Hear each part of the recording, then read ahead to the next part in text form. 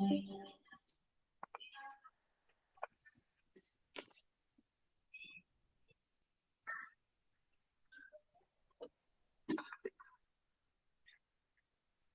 malam, Bapak dan teman-teman. Perkenalkan, kami dari kelompok 8 akan membawakan materi tentang kewajiban lancar dan kewajiban kontingensi.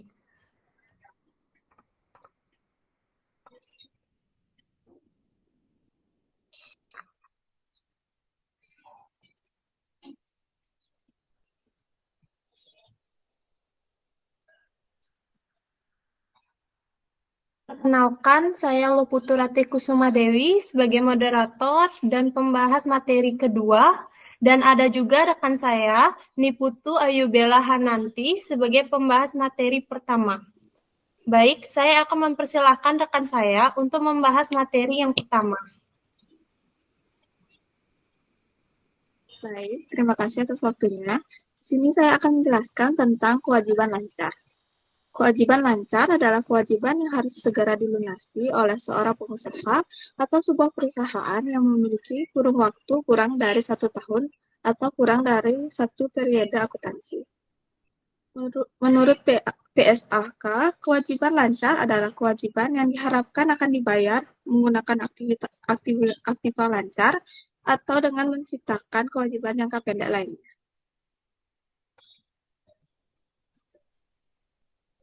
Selanjutnya ada ciri-ciri dari kewajiban lancar. Yang pertama, kewajiban lancar dikategorikan berdasarkan waktu jatuh tempo, yaitu jatuh tempo dalam 1 tahun atau kurang dari itu. Yang kedua, kewajiban lancar harus dicatat menurut tingkat bunga yang relevan. Yang ketiga, kewajiban lancar harus dicatat dengan jumlah yang sebenarnya, bukan jumlah yang diharapkan harus dibayar. Yang keempat, kewajiban lancar dicatat sebagai saldo kredit pada neraca. Dan yang terakhir, nominal kewajiban lancar disetujui dengan jelas di awal perjanjian.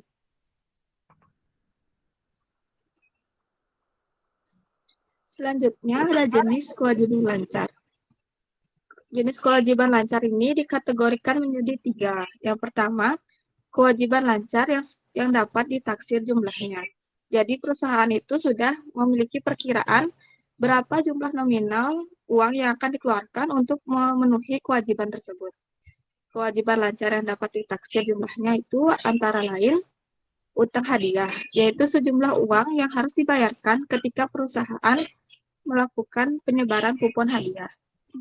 Yang kedua, utang garansi, yaitu berhubungan dengan produk yang dijual oleh perusahaan sebagai jaminan dari perusahaan atas kualitas suatu barangnya. Yang ketiga, ada utang pajak penghasilan. Pajak penghasilan ini termasuk utang lancar karena menimbulkan kewajiban bayar dari pihak perusahaan atas perolehan labanya. Kategori yang kedua itu kewajiban lancar yang dapat ditentukan jumlahnya. Jadi perusahaan ini sudah menentukan jumlah nominal yang akan dikeluarkan untuk memenuhi kewajiban tersebut. Yang pertama itu ada utang dividen. Kepemilikan saham tentunya menimbulkan kewajiban pembayaran dari perusahaan terkait. Dalam pembagian dividen, perusahaan memberikan porsi laba kepada pemegang saham sebagai pemilik modal. Yang kedua ada utang dagang. Sejumlah uang yang harus dibayarkan oleh perusahaan kepada pemasok atau pihak lainnya yang sudah menyediakan barang atau jasa dan perusahaan melakukan pembelian secara kredit. Yang ketiga itu ada wesel bayar. Jumlah uang yang harus dibayarkan sebagai ganti atas suatu jasa atau barang yang telah dibeli perusahaan. Yang selanjutnya ada utang gaji dan upas, yaitu sejumlah uang yang wajib dibayarkan oleh perusahaan kepada karyawan atas kinerja mereka. Selanjutnya, pendapatan diterima di muka, sejumlah uang yang sudah dilunasi oleh pelanggan untuk pemesanan suatu barang yang belum diselesaikan oleh perusahaan. Maka utang ini akan lunas ketika perusahaan menyelesaikan pesanan tersebut. Dan yang terakhir itu ada dana yang dikumpulkan untuk pihak ketiga, yaitu sejumlah uang yang dikumpulkan dari pelanggan dan dimasukkan ke dalam salah satu akun ketiga perusahaan ketiga. Contohnya itu yaitu biaya air, listrik, dan telepon.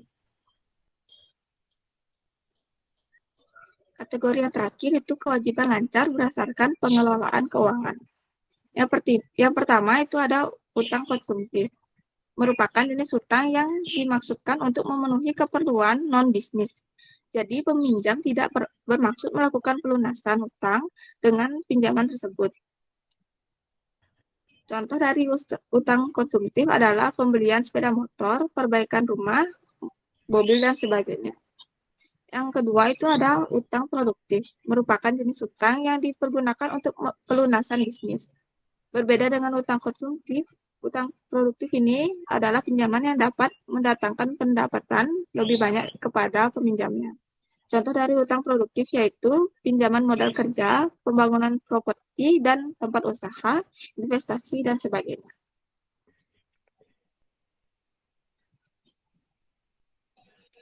Berikut contoh transaksi dari kewajiban lancar. Pada pada tanggal 31 Maret 2011, PT Angkasa mencatat pembayaran beban gaji 10 karyawan perusahaan untuk bulan Maret yang masing-masing sebesar 1 juta rupiah. Utang gaji ini akan dibayarkan pada tanggal 1 April 2011 secara tunai. Jadi, nominal per karyawannya itu 1 juta. Karena ada 10 karyawan, jadi dikali 10, jadi 10 juta. Jurnalnya yaitu beban gaji pada debit 10 juta dan kas pada kredit 10 juta. Sekian pemaparan materi dari saya kembalikan kepada moderator. Baik, saya lanjutkan dengan materi kedua, ada kewajiban jangka pendek.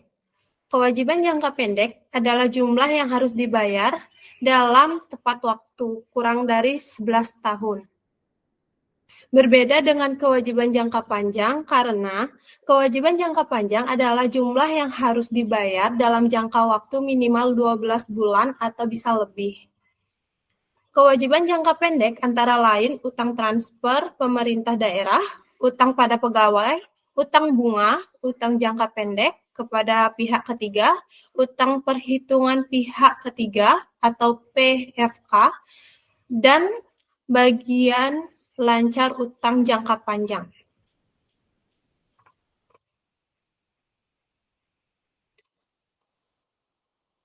Hutang yang dijadwalkan akan jatuh tempo dalam waktu 1 tahun setelah tanggal neraca perusahaan atau dalam siklus operasi perusahaan. Mana yang lebih lama?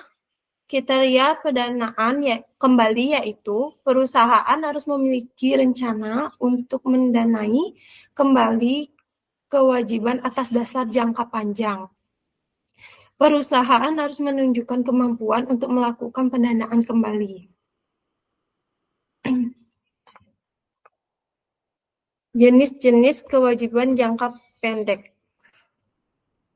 Yang pertama, kewajiban jangka pendek yang jumlahnya sudah pasti. Ada hutang berbunga dalam jangka pendek. Yang pertama, hutang bank jangka pendek. Yang kedua, wesel bayar jangka pendek. Ada juga hutang yang terkait dengan kegiatan usaha entitas. Yang pertama, hutang usaha. Yang kedua, hutang pajak. Yang ketiga, hutang dividen. Yang keempat, beban yang masih harus dibayar. Yang kelima, pendapatan diterima di muka. Yang keenam, hutang imbalan kerja. Yang ketujuh, hutang jaminan.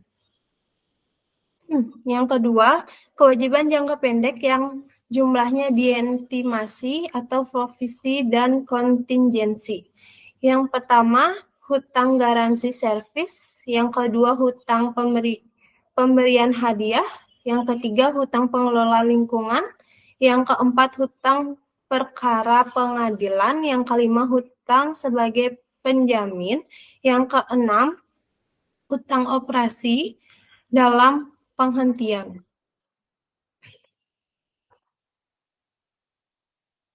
Pengertian akrual itu sendiri adalah sebuah teknik pencatatan akuntansi yang pencatatannya dilakukan saat terjadinya transaksi walaupun kas belum diterima. Dalam pencatatan menggunakan basis akrual ini tentu akan lebih akurat. Dan dengan menggunakan basis akrual ini, aset, kewajiban, dan ekuitas mudah diukur dan akrual ini salah satu metode akuntansi yang sangat bermanfaat untuk mencatat laporan keuangan secara lebih jelas. Metode ini sangat menguntungkan dalam mencatat pembayaran untuk produk ataupun layanan tertentu yang belum bisa dibuat ataupun diterima. Kewajiban akrual adalah biaya yang harus dibayar oleh bisnis atau akan diharapkan untuk dibayar dalam metode akuntansi tertentu. Biasanya 1 bulan yang belum dibayar, contohnya beban akrual seperti utang gaji, utang listrik, utang telepon. Kewajiban akrual yang berhubungan dengan karyawan. Jumlah yang terhutang kepada karyawan untuk gaji dan upah pada akhir periode akuntansi dilaporkan sebagai kewajiban lancar. Selain itu, pos-pos berikut yang berhubungan dengan kompensasi karyawan juga dilaporkan sebagai kewajiban lancar. Pemotongan gaji atau pajak, premi asuransi, tabungan karyawan, dan iuran serikat kerja. Bonus yaitu pemberian tambahan atas gaji atau upah reguler untuk penjabat atau karyawan tertentu atas hasil kinerja mereka bagi perusahaan. Absensi yang dikompensasi adalah absensi dari pekerja seperti cuti dan hari libur. Pengertian kontingensi. Kontingensi atau lebih dikenal dengan peristiwa atau transaksi yang mengandung syarat merupakan transaksi yang paling banyak ditemukan dalam kegiatan bank sehari-hari. Kontingensi yang dimiliki oleh suatu bank dapat berakibat tagihan atau kewajiban bagi bank yang bersangkutan. Transaksi kontingensi belum mempengaruhi posisi dalam neraca dan laba rugi perusahaan. Kontingensi sebenarnya tidak dapat diungkapkan dalam laporan keuangan apabila nilai transaksi kontingensi tidak real. Dalam kata lain, tidak akan mempengaruhi posisi keuangan secara keseluruhan.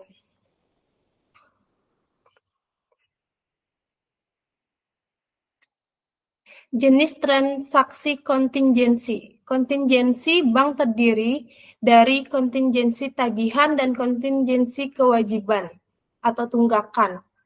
Kontingensi tagihan terdiri dari yang pertama, bank garansi yang diterbitkan oleh bank lain. Bank garansi dari bank lain adalah sebuah bentuk garansi atau jaminan yang diterima oleh bank yang mengakibatkan tagihan kepada pihak bank penjamin bila pihak yang dijamin melakukan ingkar janji di kemudian harinya. Yang kedua, pembelian opsi valuta asing. Opsi adalah perjanjian asing yang memberikan hak pilihan kepada pembeli opsi untuk menggunakan atau tidak menggunakan dalam kontrak jual beli valuta asing. Yang ketiga, pendapatan bunga dalam penyelesaian. Dalam akuntansi perbankan, khususnya yang menyangkut pendapatan bunga dari aktiva produktif, bank akan menganut prinsip konservatif dalam arti sangat hati-hati.